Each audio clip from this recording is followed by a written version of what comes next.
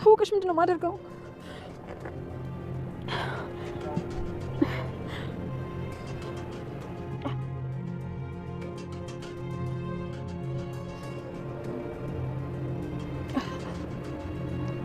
ሄሎ ቤሉል፣ እባክህ እንስማማ እባክህ።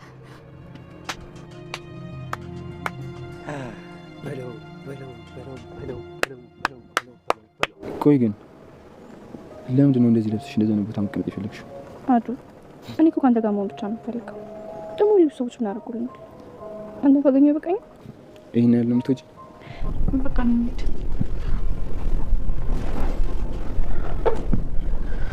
አትሂጂ። ቤሉ ደህና ነህ?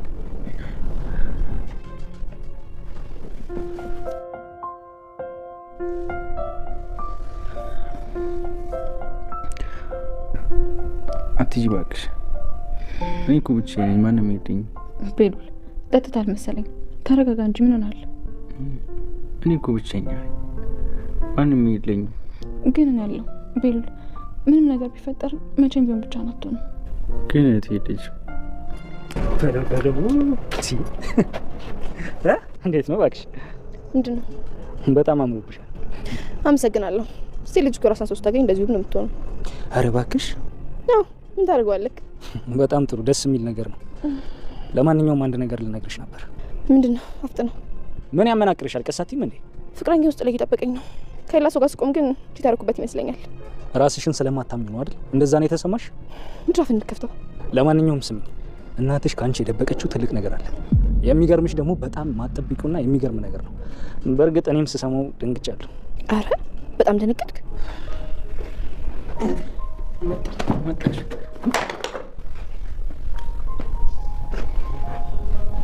ወንድሜ መጥቻለሁ። በሰላም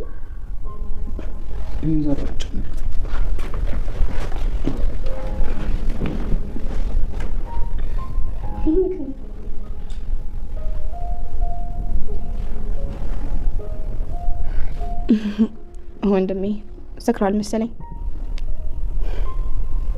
በጣም ነው የምወድሽ። አንቺ ምን የሚፈጠር አይደለም።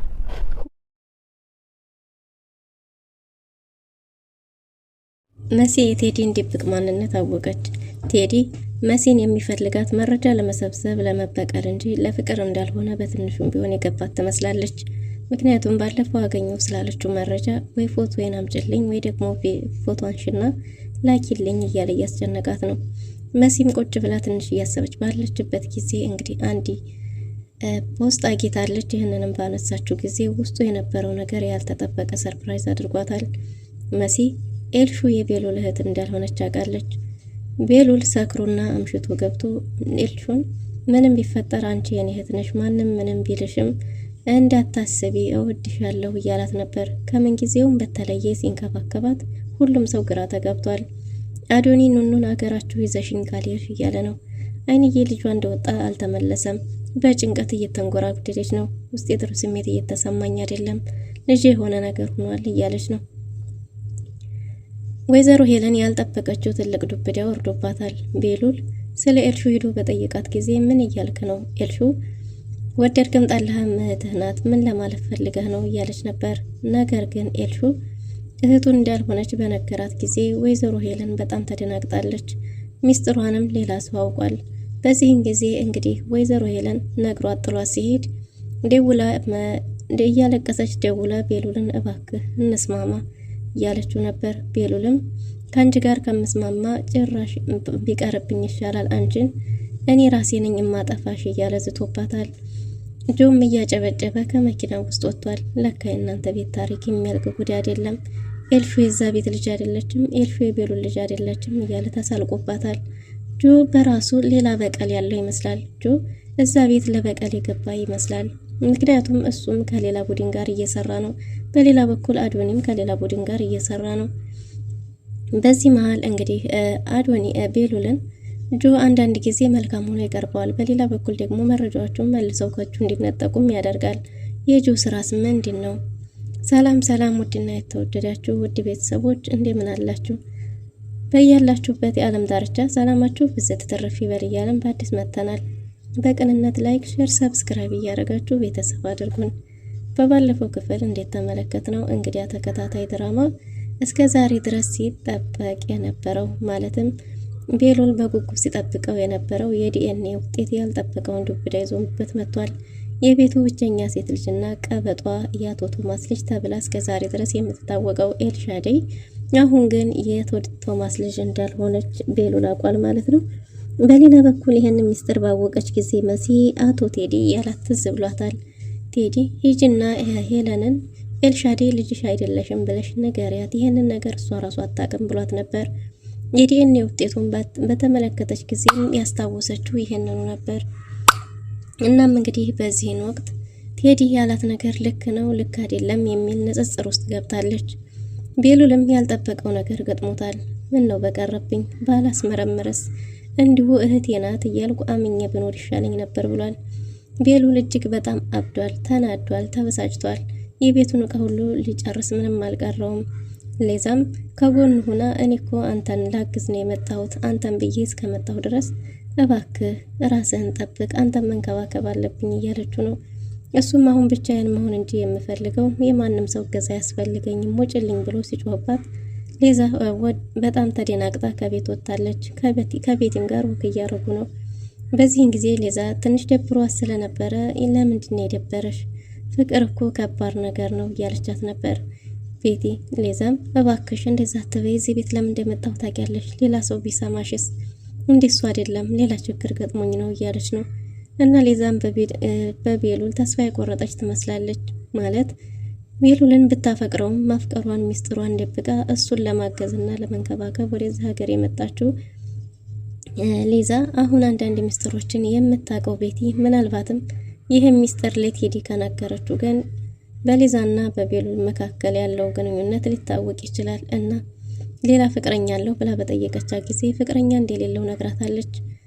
ፍቅረኛ ከሌለውማ በዚህ አጋጣሚ እድልሽን መጠቀም ይኖርብሻል፣ የተሻለሽን ዋጋ መክፈል አለብሽ፣ ፍቅር መስዋዕትነትን ይፈልጋል እያለች ቤቲ እየገፋፋቻት ነው። ሌዛም የቤሉል ሁኔታ ቤሉል ያለበት ችግር ከባድ እንደሆነ ተናግራለች።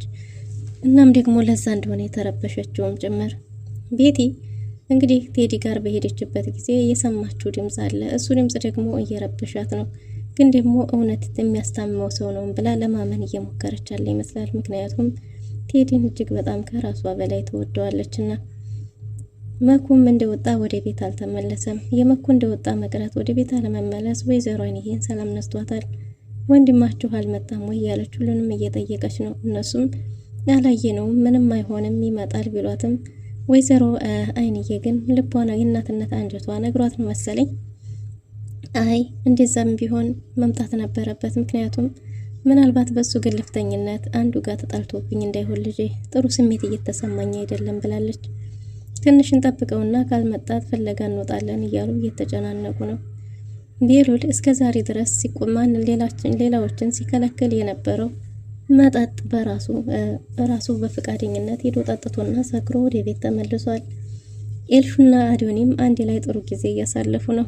ኤልሹ ከአዶኒ ጋር ለመሆን ብላ ተጨንቃ ተጠባ ቀሚስ ለብሳ ከአዶኒ ጋር ቁጭ ብላለች።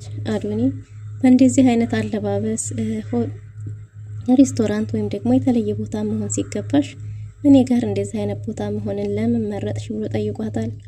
እሷም ካንተ ጋር ከሆንኩኝ እንኳን እንደዚህ አይነት የሚያምረው አረንጓዴ ቦታ ቀርቶ አይደለም ቀርቶ እንጦሮጦስ ብገባም እንኳን ራሱ ያን ያህል ለኔ ብዙ አይደንቀኝም።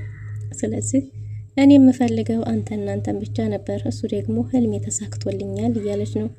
ኤልሹ አዶኒ የእውነት እሷን ብሎ የቀረባት መስሏታል። አዶኒ ግን መረጃዎችን ለመሰብሰብ እንዲመቸው ነው ኤልሹን የቀረባት እና አዶኒ ከዚህ በፊት ያቀፋት መስሎ ለኑኑ የሆነ ወረቀትን ሰጥቷት ነበር። ኑኑም ይህ ወረቀት ምን ይሆን ብላ ባነበበችው ጊዜ አዶኒ ሁሉንም መረጃ አግኝቶ ሰብስቦ ጫፍ እንደደረሰና ግን ደግሞ አገራቸው ሄዶ ልጆቻቸው የጠፉባቸውን ወላጆች ማግኘት እንዳለበት ተናግሯል። ለዛም ደግሞ ልታግዘው የምችለው ብቸኛዋ ሰው ኑኑ ብቻ እንደሆነች ጠቅሶ እባክሽ ኑኑ አገራችሁ ይዘሽኝ ልትሄጂ ይገባል፣ ልታግዢ ደግሞ ቃል ገብተሽልኛል፣ እገዥኝ እባክሽ፣ አገራችሁ ማንም ሰው ሳይሰማ ማንም ሰው ሳያውቅ ውሰጂኝ፣ ቶሎ እንመለሳለን እባክሽ ብሏታል። እሷም ደግሞ አሁን እዛ ብሄድ ወንድሜ ቢሰማስ ደግሞ የት ሄድሽ ብሉኝስ እንዴት እላችኋለሁ? ምን ብዬስ ነው? እንዴት ነው ላግዝህ የምችለው? እያለች በሀሳብ ብቻዋን እየተብሰለሰለች ነው። እና አዶኒም የኤልሹ ስልክ ላይ ያሉትን መረጃዎች ለመሰብሰብ ሲባል ኤልሹን የምትወጂ ከሆነ ዝፈኝልኝ ብሏት ነበር። እሷም ዘፈን እኮ እኔ አልችልም ልዝፈንልህ ባለችው ጊዜ ዝፈን ሳይሆን ደንሽልኝ ብሏታል። አልችልም ብትለው ምንም ብታረጊ ያምርብሻልና የኔው ባክሽ ደንሽልኝ ብሏት ነበር። አንቺ ስደንሺ እኔ ቪዲዮ ቀርጽሻለሁ ብሏት እሺ ብላ የእውነት አምናው ተነስታ ነበር። እሷ ስደንስ እሱ ግን ስልኳ ላይ ያሉ ፋይሎችን ያሉትን መረጃዎች አንድ በአንድ ሲሰበስብ ነበር። አገኘሁሽ፣ ሰራሁልሽ እያለ እያንዳንዱ ስትደዋወልባቸው የነበሩትን ስልኮች ሙሉ መረጃዎች አዶኒ እየተመለከተ ወደ ራሱ ስልክ ሸርሸር አድርጓቸዋል። በዚህን ጊዜ ኤልሹም የእውነት ቪዲዮ እያነሳኝ መስሏት ስደንስ ቆይታለች።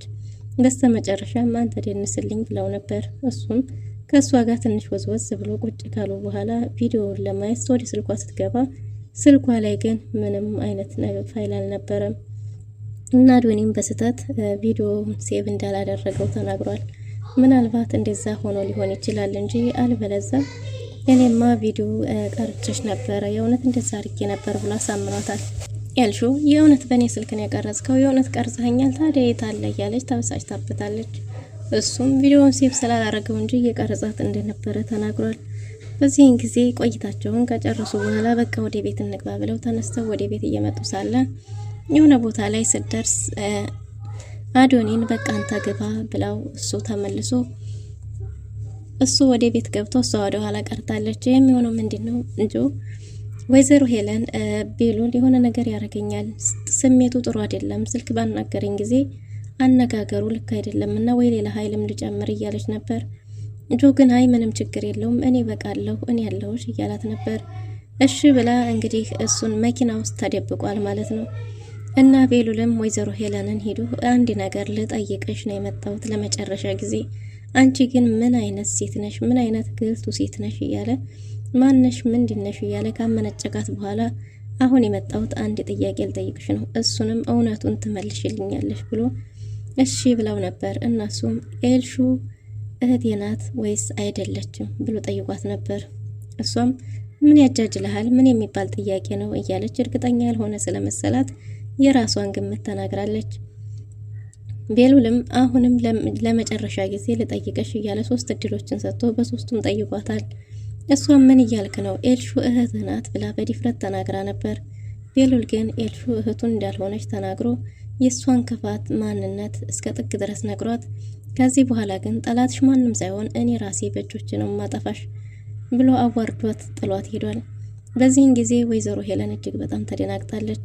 ቤሉል ጥሯት በሄደ ጊዜ ጆ ከመኪና ውስጥ እያጨበጨበ ብራቮ ብራቮ፣ እዛ ቤት ምን አይነት ተጠልቆ የማያልቅ ሚስጥር ነው ያለው? ምን አይነት ክፋት ነው? ኤልሹ የዛ ቤት ልጅ አይደለችም? ምን አይነት ጉር ነሽ? ሰይጣን የሚቀናብሽ በዚህ ልክ እንዴት አስቻለሽ? እንዴት ቻልሽበት? ኤልሹ የማን ልጅ ናት? እያለ እሱም እየተሳለቀባትና እየሳቀባት ከመኪና ውስጥ ወጥቷል።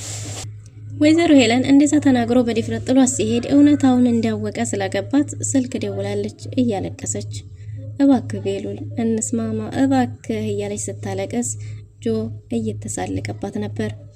እሷም ባክህ ውረድልኝ ብላ ብታመናጭቀውም ጆም ግን ስቆባትና ተፍቶባት አቅልሏት ጥሏት ሄዷል። ለማንኛውም የሚሄድበት አለኝ ብሎ ጥሏት ሄዷል። ወይዘሮ ሄለንም እንግዲህ በልጇ ጉዳይ በጣም ተደናግጣለች። አሁን ኤልሹ ከሰማች የሚለው ነገር ያሳሰባት ትመስላለች። ጆም ከሰዎቹ ጋር ከተገናኘ በኋላ ከጓደኞቹ ጋር ከተገናኘ በኋላ ሌላ ታማኝ ሰዎች ጉልበታሞች እንዲጨመሩለት አድርጓል። እናም እንግዲህ ይህም ለምንድን ነው አሁን የመጨረሻ ደረጃ ላይ እየደረስኩ ነውና ታማኝና ጠንካራ ሰዎች ያስፈልጉናል ሌላ ተጨማሪ ብሎታል። እሱም እሺ ብሎ በሀሳቡ ተስማምቷል። ቴዲም እንግዲህ የሚያውቀው መኩ እንደሞተ ነው። መኩ በህይወት ተርፍ ይሆን ወይስ ሞቷል? አይንዬም ቤት ውስጥ እየተጨናነቀች ነው። ልጄ የሆነ ነገር ሆኗል፣ ጥሩ ስሜት እየተሰማኝ አይደለም እያለች እጅግ በጣም አዝናለች። በሌላ በኩል ደግሞ ሌዛ ከቤቲ ጋር ሆና በጣም ተክዛ ሊዝን ለመሸኘት ወጣለች። ሌዛም በጣም የከፋት ምንድነው ቤሉል ያለበት ችግር እየተደራረበ በመምጣቱ እሷም ልትረዳው ባለመቻሏ እጅግ በጣም አዝናለች። በሌላ በኩል ደግሞ እሷ እዛ ቤት ውስጥ የቤሉል አክስት ትባል እንጂ ቤዛ በጣም እንደምትወደው እንደምታፈቅረው የምታውቀው ቤቲ እስከ መቼ ድረስ ነው በዚህ ሁኔታ የምትቆየው እያለቻት ነው። እሷም ደግሞ አሁን ላይ ተደራራቢ ችግር ስላለበት ለቤሉል እንደዚህ አይነት ነገር ማድረግ እንደማትፈልግ ተናግራለች። ግን ደግሞ ሌላ ፍቅረኛ የለውም ብትልም ፍቅረኛው ኑኑ ግን መቼም ላትተወው ከዚህ በኋላ አብራው እንደምትሆን እሱም ደግሞ መቼም ቢሆን እንደማይተዋት ቃል ተግባብተው ተስማምተዋል። ቴዲ ለመሲ ደውሎላት ቤት ውስጥ መረጃ አለ ብለው ስለነበረ ቀን እየቆጠረላን ነው ቤሉል ብላ ስለነገረችው እሱን ነገር ፎቶ አንስተሽ ላኪልኝ እያላት ነው። ለምንድን ነው መለከልህ አንተም በዚህም ሁኔታ በዚህ መልኩ ሊያስጨንቅብህ የቻለው ይሄ ጉዳይ ለምንድን ነው? ለምን ከሌላው ሰው በተለየ መንገድ አንተ ተጨነቅ እያለች ተናግረዋለች። እሱም ደግሞ የተጨነቀው ለሌላ ለምንም ሳይሆን ፎቶውን እንድትልክለት ወይም ደግሞ እንድታጠፋለት ጠይቋታል። በጭራሽ ምንም ነገር አላደርግም እያለች ከሱ ጋር እየተጨቃጨቀች ነበር። መሲ ከሁኔታው ከቴዲ የሆነ ነገር የተረዳች ትመስላለች። ከሱ ጋር ስልኩን ከዘጋችበት በኋላ ቁጭ ስትል የሆነ ፋይል አግኝታ ስትገልጠው ያ ፋይል ኤልሹ የቤሉል እህት እንዳልሆነች የሚያሳይ ፋይል ነበር። መሲም እጅግ በጣም ተደናግጣለች። እዛ ቤት ምን እየተፈጠረ ነው?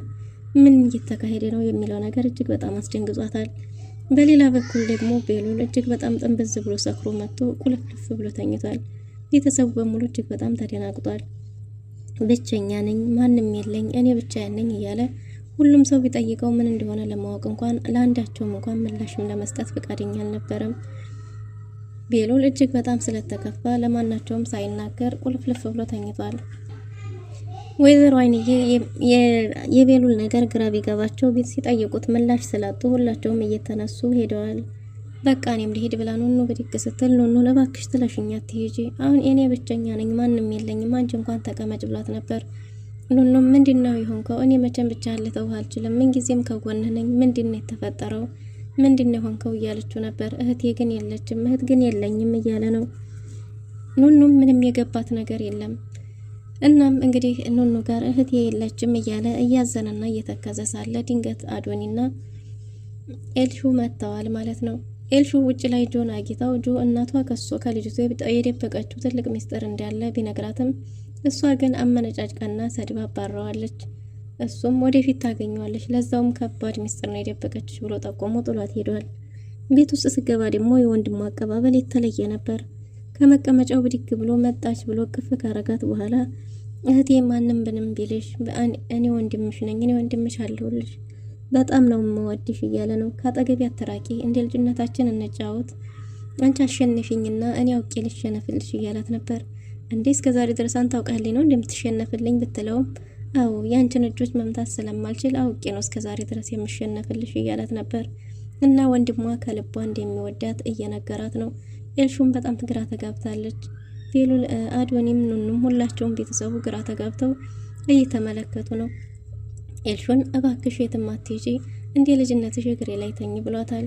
ኤልሹም ወንድሜ ምን ሆነህ ነው? ምን ገጠመህ? እያለች እሷም ግራ የተጋባት ትመስላለች። ግን ደግሞ ቤሉል ሁልጊዜም እወድሻለሁ፣ እሺ ምንጊዜም ወንድምሽ እወድሻል እያላት ነው። ውድና የተወደዳችሁ ይህን ሚስጥርስ ኤልሹ ታውቂ ሆን ወይስ ምን ሊፈጠር ይችላል የሚለውን በቀጣይ ክፍል ይዘን የምንመጣ ይሆናል። ለዛሬ የነበረን ቆይታ ይህን ይመስል ነበር። መልካም ጊዜ